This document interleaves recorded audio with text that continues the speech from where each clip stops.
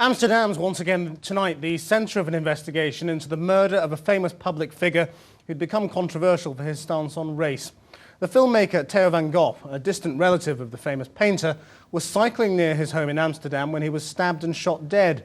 His most recent film had been about a Muslim woman abused by her husband and raped by her uncle. His killing had echoes of the assassination of Pim Fortuyn, the anti-immigration politician, 2 years ago, as Nicholas Glass reports. On a cycle path just outside Amsterdam, a white sheet draped over the murder victim, in a scene that many Dutchmen have dreaded for some time. Here was someone well known, in this case a newspaper columnist and filmmaker, apparently murdered for questioning Muslim values by, it seems, a Muslim. Theo van Gogh was 47. He thrived on being deliberately provocative. In his columns and in his films, he was always likely to offend. He believed in freedom of expression just as he believed in smoking. He was liked and disliked, and there was almost no in-between. Either you liked Theo van Gogh and his provocative way of working, or you thoroughly disliked it. He was cycling to work this morning when another cyclist rode up alongside him and shot him. The murderer was very deliberate. Van Gogh was shot and stabbed. His assailant stood over him to make sure he was dead. And there are reports that a note was left pinned to the dead man's chest. Police are said to have arrested a man of Moroccan descent. Extra Journaal.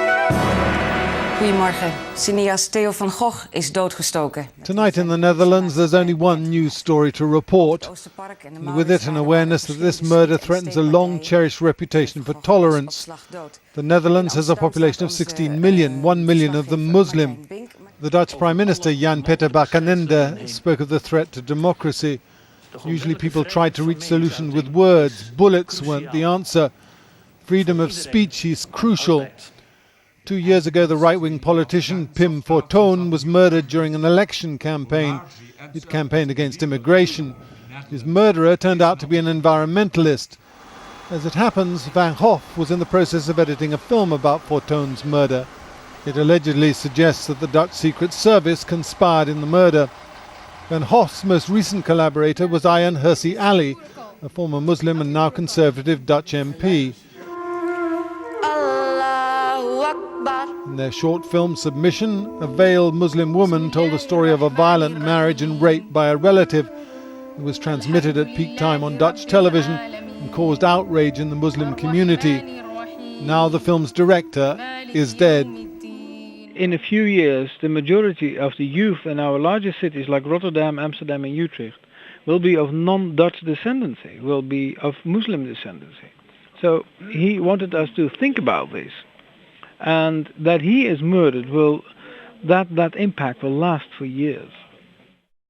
Nicholas Glass reporting.